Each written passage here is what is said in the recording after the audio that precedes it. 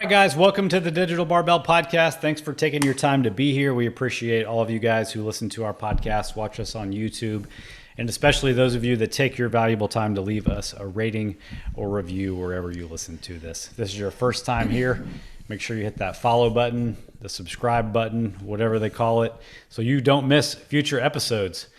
We got a good one for you today. We got a lot to talk about before we even get into talking about what we're going to talk about, though. Remember, we're not talking about what we're going to talk about. I want to talk about the sponsor and a quick announcement.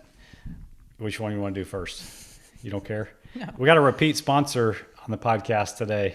Cheers to Fair Dinkum Coffee. Nice. I think maybe the first time we went to Fair Dinkum Coffee, they were the sponsor of the podcast. And I think we kind of had mixed reviews about it. I probably even gave them a hard time for the name of the... The only issue the first time was the internet. The first time we went there, it was right. Oh, this coffee's amazing. They've done so well with the aesthetics of the shop. And then the internet was crawling, we have bad internet at our house, worse than our internet. We were like, no, yeah, we love, so they actually have got better internet now. They've stepped it up. And they just have delicious coffee, man. Yeah, it's if you have ever gotten a bag of PR blend from a Digital Barbell, that is where it comes from. Yeah, and if you remember to previous recent episodes, we talked about the big hubbub with the eclipse here in the town where we live in, and I did get to ask the owner of Fair Dinkum today, what was the weekend like? And he said it was a big letdown. They actually have, 1,000 or more pounds of coffee beans in the lobby of the coffee shop right now that they have not used yet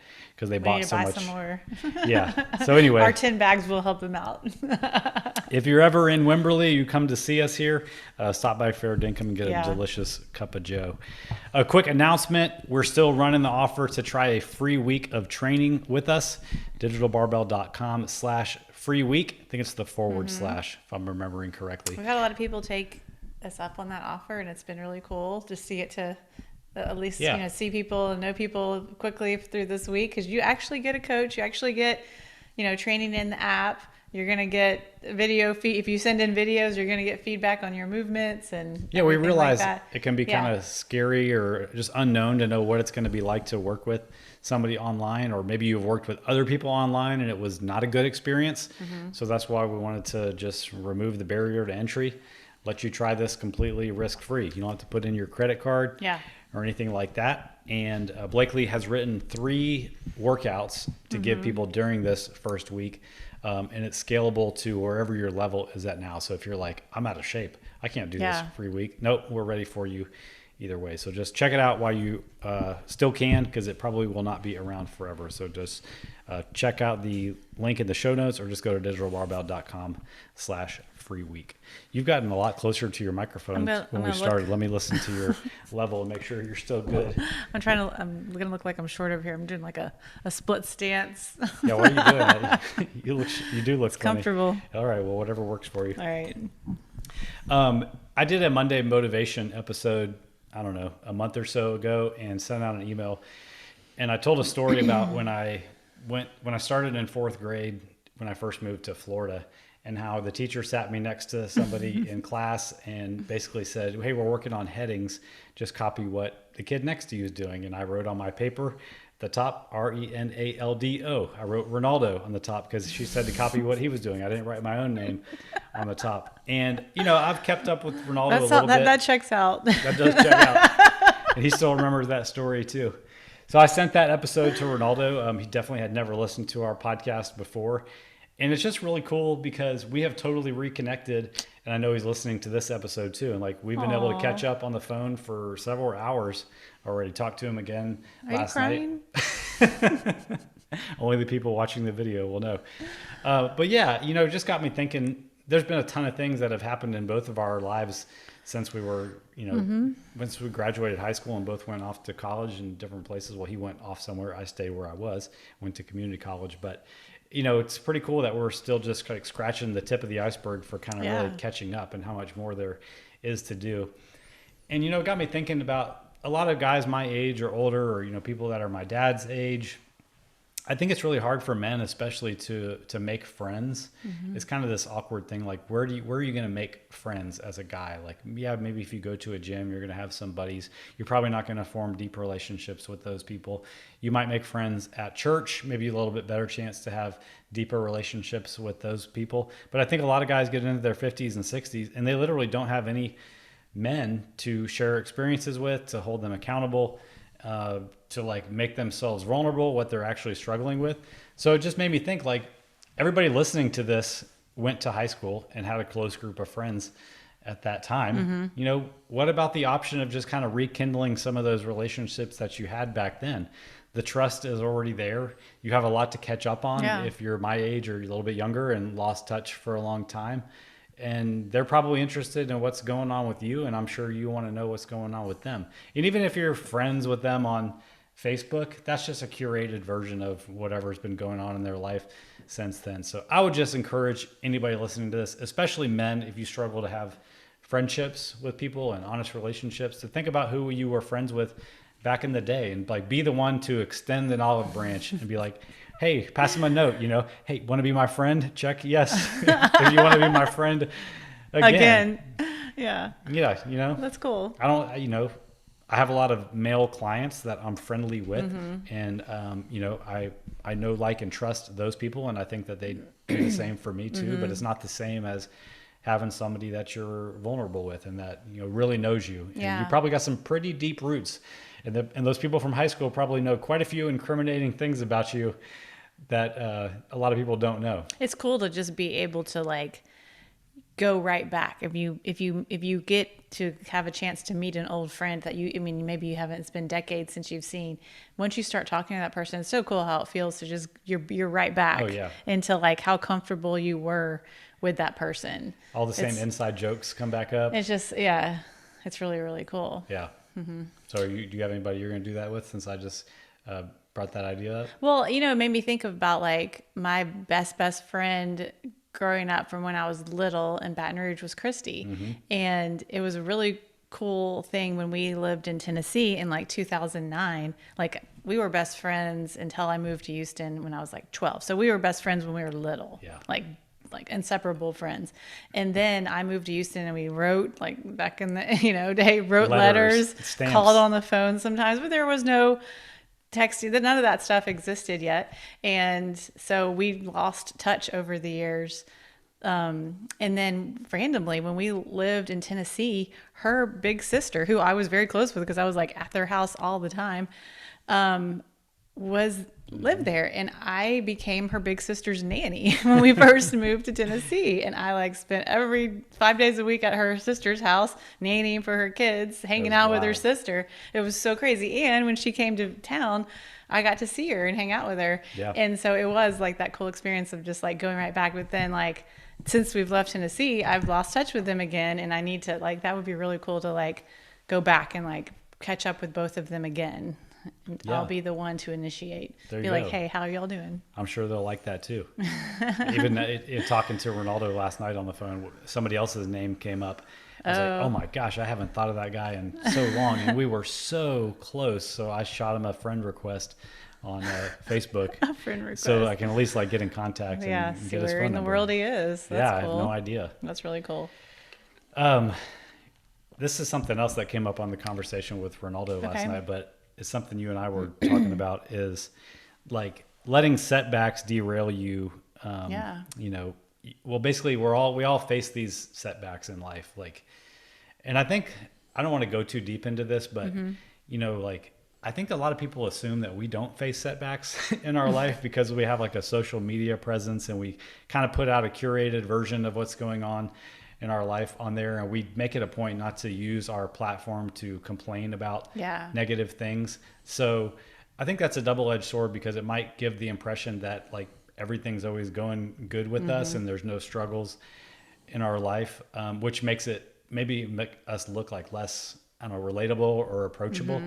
But the point is, like we're going through some heavy stuff in our life right now. It doesn't need to be aired out on this podcast, but the point is we all go through these things. And I think a lot of times, because of social media and the curated version you get of everybody's life, it's easy to think like, I'm the only one going through this stuff.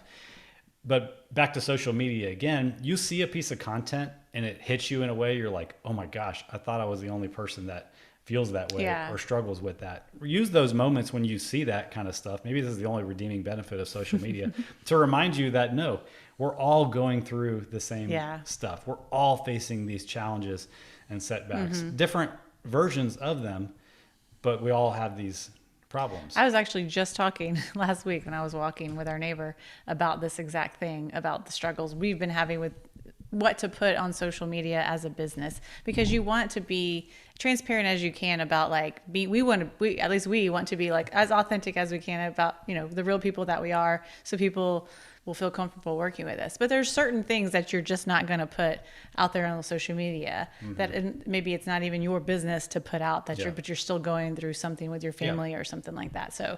So it does create this curated version of people's lives. And even though this is what we were talking about, even though people themselves, I think, curate their own, you know, whatever social media presence, they post what they want to post, I still think that most people look at other people's and are like, well, look at that life. You know, it's like, even though they're probably not posting all their, you know, struggles and things of family issues or whatever on, you know, so it's an interesting dynamic. I think that there's still that thing where you look at it and you're like, wow, I wish I had that life or whatever. And you're like, that's not, you know, if you don't know that person deeply and you know, you might not know everything going on in that person's life. It's easy to make assumptions.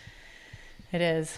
So like, what is the main takeaway that we want to like talk about with facing these challenges, and like the choice we have to either like retreat into kind of the victim mindset of facing these things, or to let them inspire us and make us better? I think like you just have to take social media for what it is and understand what you're looking at. You're looking at a curated version of people's lives. You're looking at their vacations, their pictures where they look the best, you know, for the most part, and let that be like what I feel like it should be like what Instagram used to be. I want to share this with my friends. Like a journal kind of? Like a journal, a personal journal for you, and something that you share with your close-knit group of friends for whatever reason, just to stay in contact with people.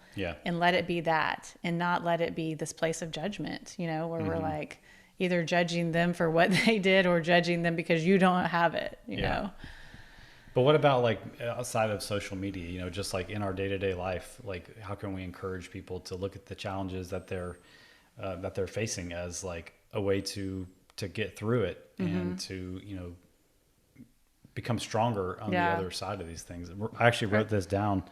I just asked you a question and interrupted you, but last night on the phone, Ronaldo said this quote and I wrote it down. He said, you know, because we were talking about things we've been through in our life since we last connected, and he's a school teacher now, and you know, in a low income area, and sees these families and kids that are facing all kinds of challenges, and even as a teacher, you can't help but, you know, kind of get involved in people's personal lives.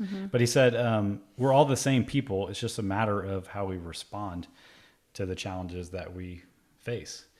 It's like, it's the human condition, you know? And I think like a big part of it for us is our faith, and knowing that a higher power is involved when we're facing a challenge. And it's, you know, I think about this with clients too. It's like, we're getting into some heavy stuff sometimes with the reasons that they're having trouble with their health. Usually there's like an underlying thing that's bigger than just not knowing that exercise is good and eating, you know, pizza is not necessarily the healthiest choice. There's some underlying thing. So we want to like encourage people to get to the root. And if you don't have a faith to lean on, that can be a little bit challenging. And like, I think a lot of people's health and fitness problems are rooted in, you know, a lack of needing God, to be honest with you. Not to turn this into a sermon, but a lot of people's health problems could be resolved if they had a higher power to lean on. And just something that's been on my mind too. And I want to, you know, do a better job in the future of making our faith a part of the brand too. So that's another reason that I bring it up. That's really good though. It's like, we're all the same people. Just remembering that, like, we're all the same people. It's just how we respond. You can break that down into like simply like two, you know, the same people doing a workout. We give 10 people the same workout, and it has, bring up my favorite thing. It has 10 burpees each round.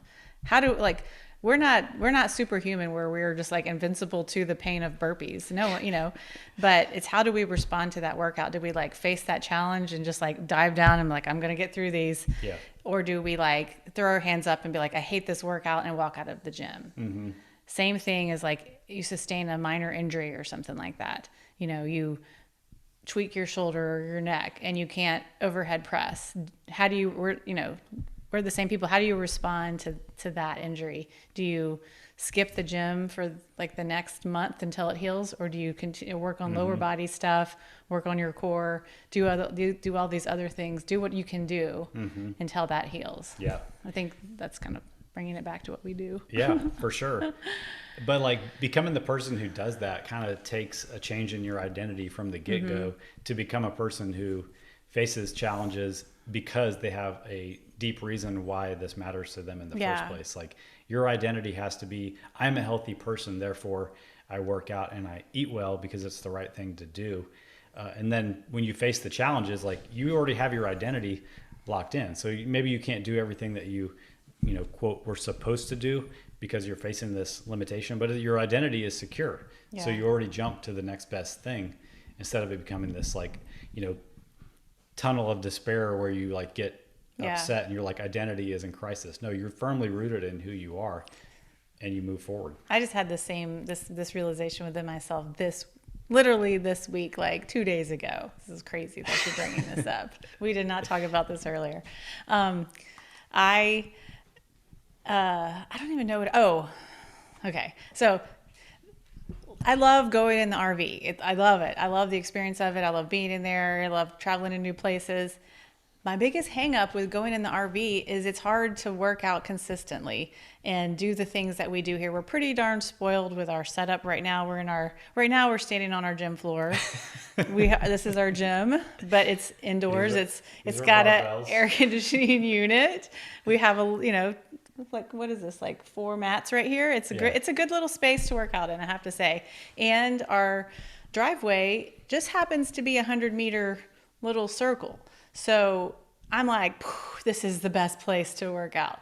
And I get like in my head and sad when we're out on the road and I can't like go work out when I want to with my weights. It's so stupid. It's so stupid. And I know this.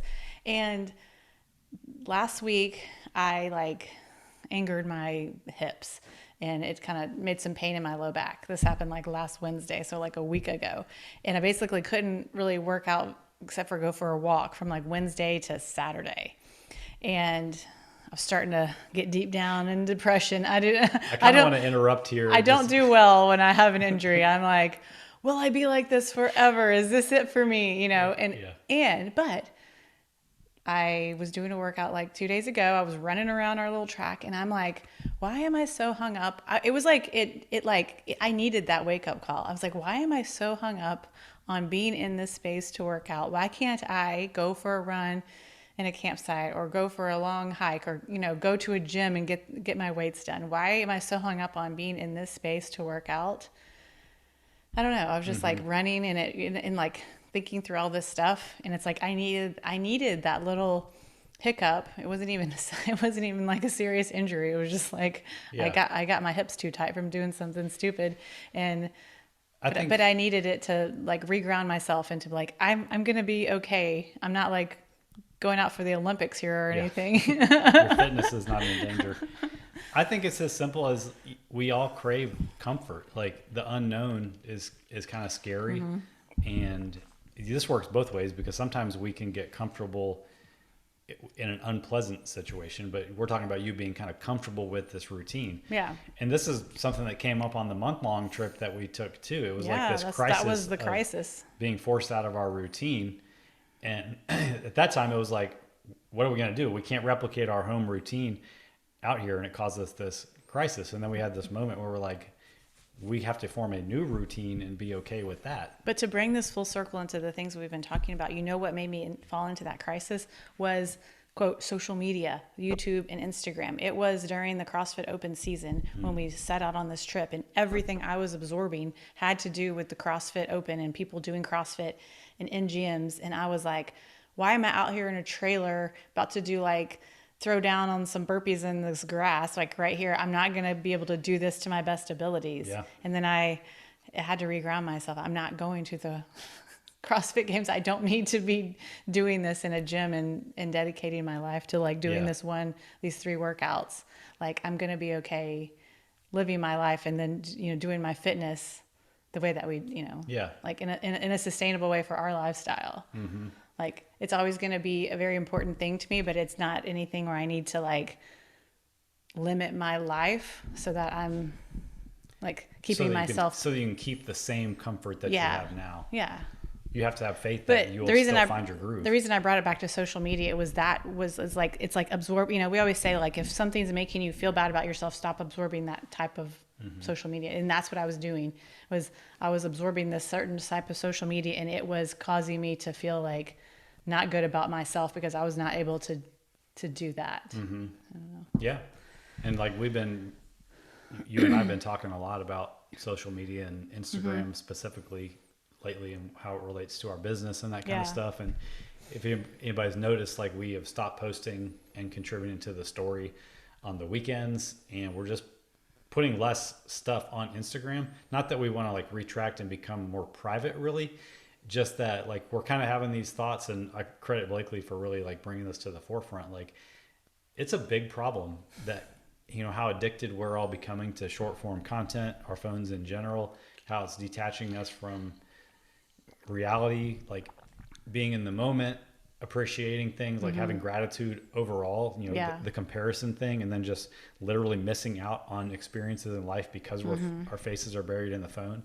And like we have to figure out, because there does feel like some amount of social media that we have to contribute to. And it's good to keep the brand, and it is helpful to people. Yeah, it's helpful. But we don't want to be like a stumbling block for people too.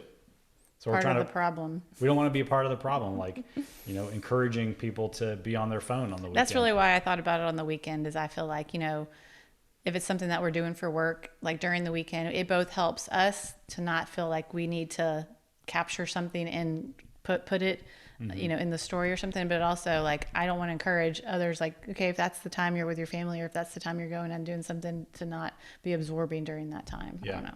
Anyway. But all that being said, rest assured, people, we are still eating biscuits every Sunday, even if it's we can post them on Monday.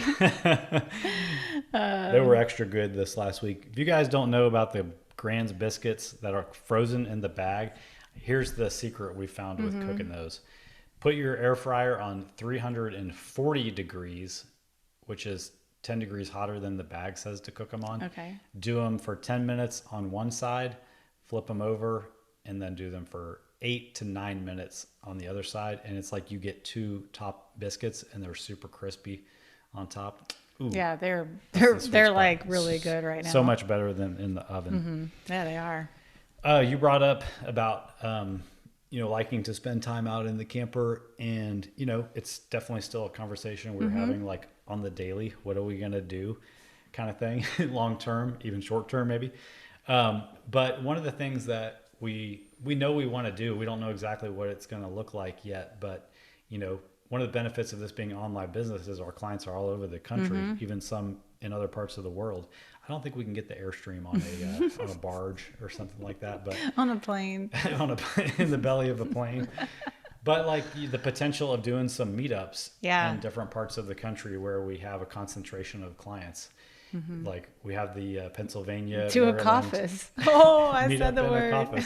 We have a lot of clients up in the Northeast. I know. So what I want to do is I want to do like a plot. I want to like download the client list and then like put it on a map. Put it on a map. Be like, okay, there's like 10 people right here. Clusters of people, and so it would just be I don't know. It would just be cool. And maybe even if we shared the map, not people's names or anything like that, but like here's where Digital Barbell people are, and like it would be cool to see how many people are in your area, because I think like we get people from the same area, and it's not necessarily like they know each other. Just referrals and different things like that. I don't know. So there's a concentration up in the New England area. There's a concentration in like the Arizona area, and then there's several in California and some in the Pacific Northwest and too. Texas. Don't forget about and Texas. And a ton in Texas. So maybe the first logical thing is to do one in Texas while we're still in this house. Maybe a little bit further What do you mean while we're still in this house? But yeah, so that's something on our mind. We don't know exactly what it will look like as far as the actual meetup, but one of the missions of Digital Barbell is to form community around this fitness thing too, and not just in the virtual community too. Yeah. IRL too. So yeah, you might meet a friend. Yeah, I mean, so many of these people already know each other through Digital Barbell online. Just through online, yeah. I know they'd want to meet up also. So yeah. I don't know why I wrote this little note down. We were having a conversation the other day about like somebody using the phrase "I'm on the wrong side of 40." I said I was watching a preview for a movie, and he said like 70. Yeah. But the lady, or maybe he said 60, and the lady said there is no wrong side.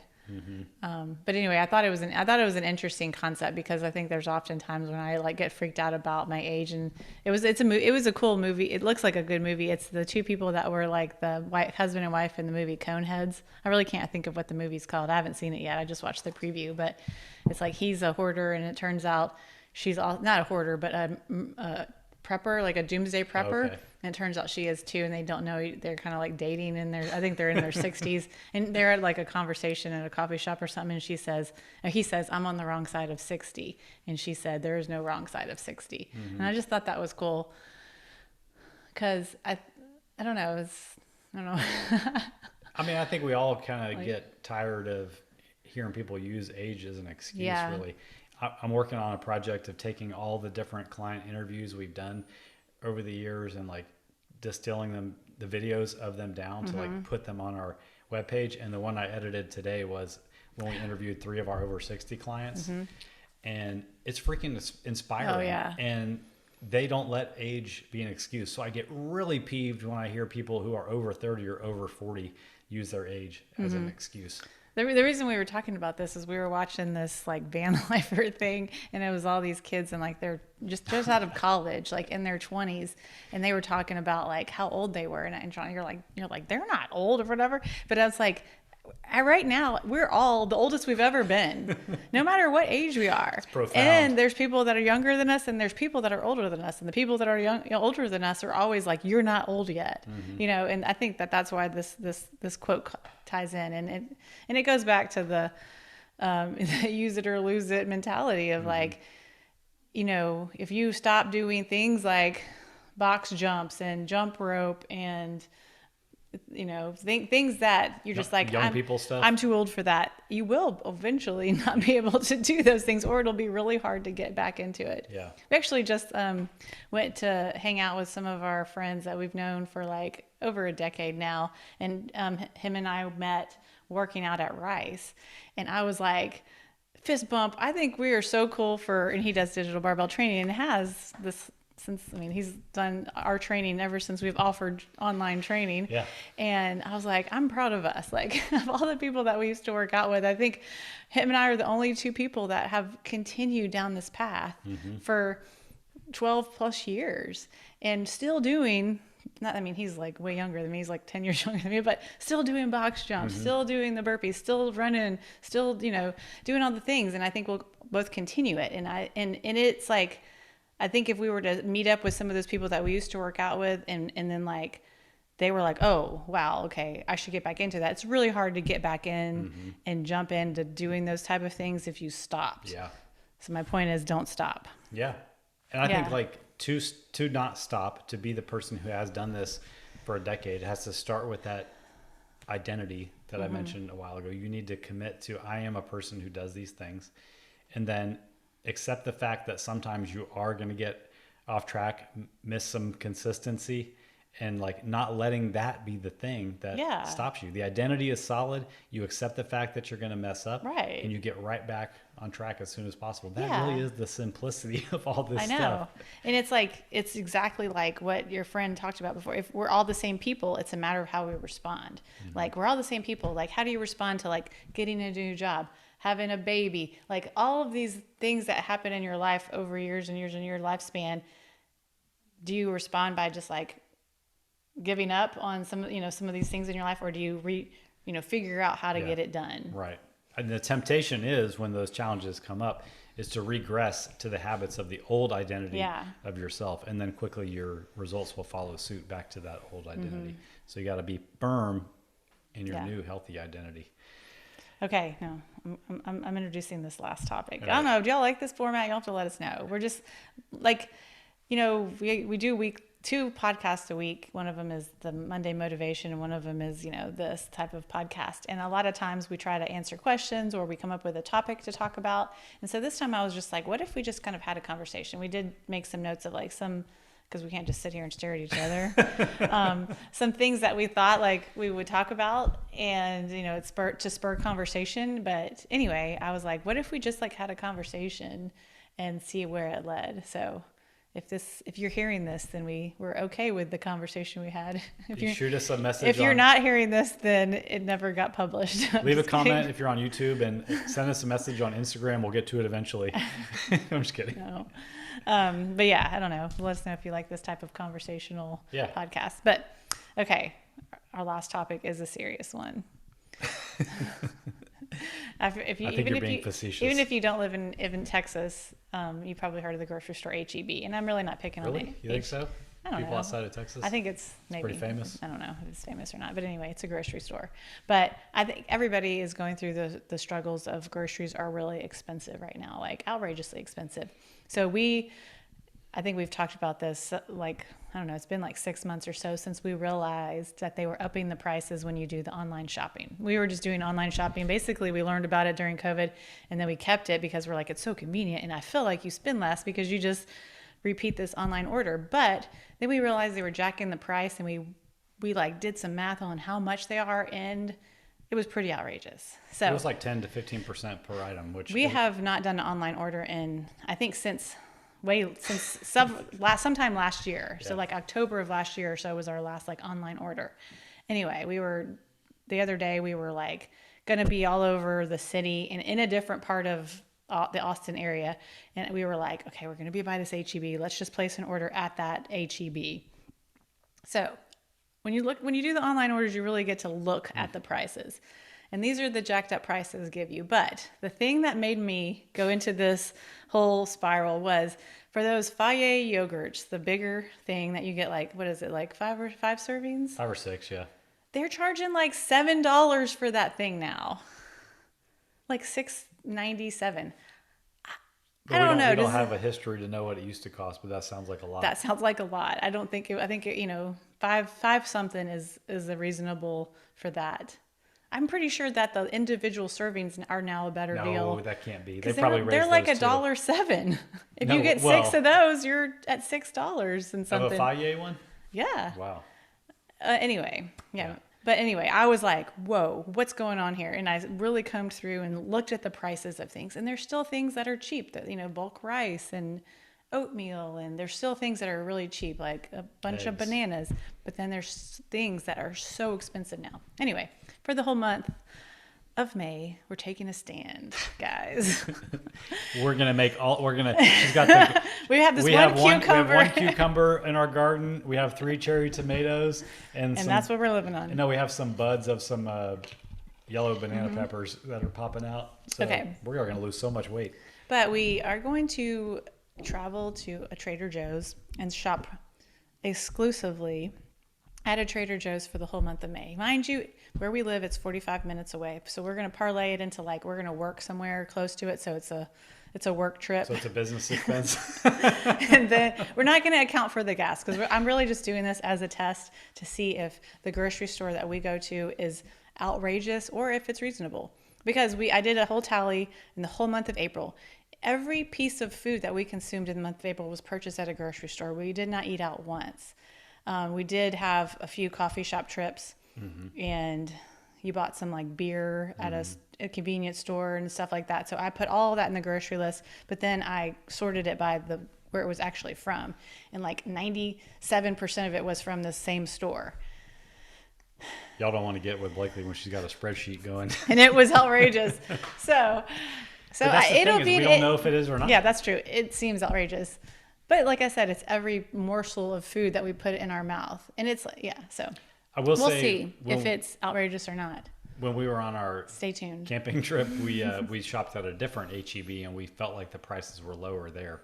So it could be a regional thing, just that our area, they're price gouging us for some reason. I think like it is kind of hard to imagine though when you look at the total dollar amount we're spending on groceries, and then you think about how many of our meals are super cheap. You know, our breakfast is like $1. Bulk rice is cheap. We eat a lot of beans and rice. Beans and rotel. And I guess vegetables are not cheap. Fruit is not necessarily cheap. Meat is not cheap. I think those things are the cheap. Yeah, I don't know. But then there's, you know, the processed foods that we eat are probably the highest. But that's like yogurt. Yeah, like the yogurt. Or Yasso bars. We can't make our own yogurt.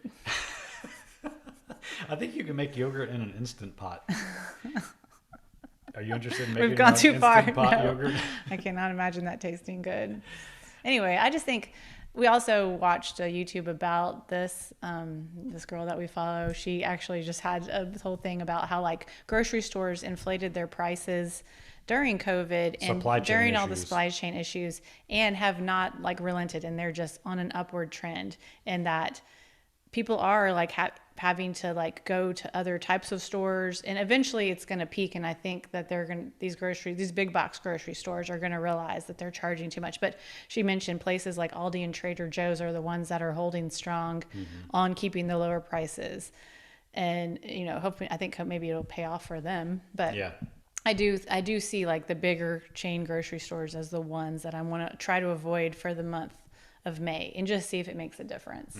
Because when we lived in Boise, we got to shop. That was the grocery store that was closest to us, was a Trader Joe's, because we had a Trader Joe's and an Albertsons, and the Albertsons was outrageous. like more than that Albertsons was the most expensive grocery store I'd ever been in, and this was not in an affluent part of town or anything like that. It was like the Chanel grocery store.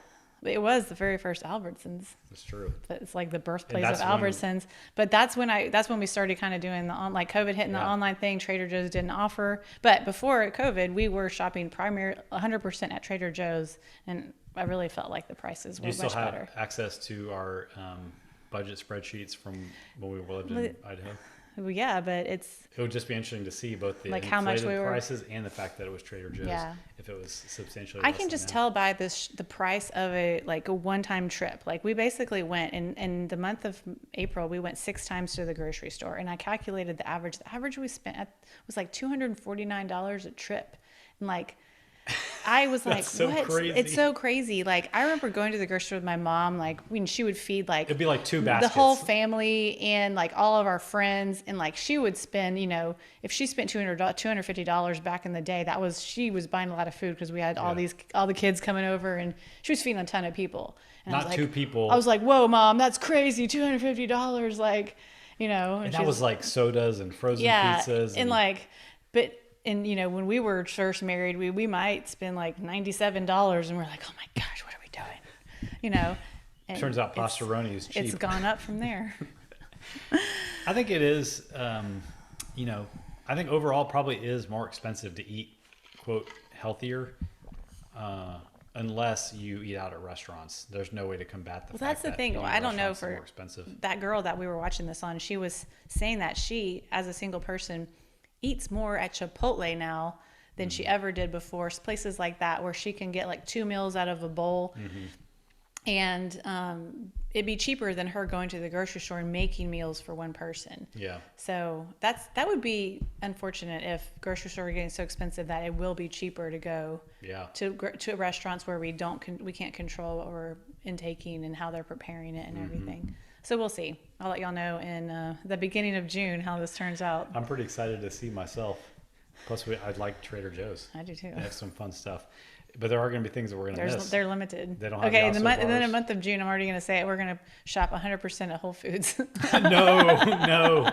If that is the case, we're going to need more clients. We don't know. We stereotype them. They're owned by Amazon now. No. They are stereotyped by being whole paycheck. What if they're the cheapest grocery store? No. You don't know. We don't know. We have proven that a grocery bag, every grocery bag that you get. That was at the North End Market in Boise. That wasn't Whole Foods. It's the same at Whole Foods. No, it's not. Every bag, they use the paper bags. Every bag's $50. So if you have 4 bags, it's $200. That was at North End. That wasn't. I'm vetoing this Not Whole the June. Foods experiment. I'm excited. All right. Anything else you want to talk about? I think we did it. All right. Let us know if you liked this or not. This one's in the bag. I had fun with it. Again, reminder to take advantage of the free week of coaching. You will not regret it. There will not be a hard sales pitch at the end. We just want to help out and eliminate as many questions as possible. So, oh, and everybody give Jonathan a round of applause. I told him that the only thing he had to do on this podcast was not, well, he did like an introduction to the podcast, but he could not introduce what we were about to talk about. How'd I do? You didn't do it. You just went right in. Boom. I'll be looking for a bonus in my paycheck. All right. Hope you guys enjoyed this. Have a good rest of your day.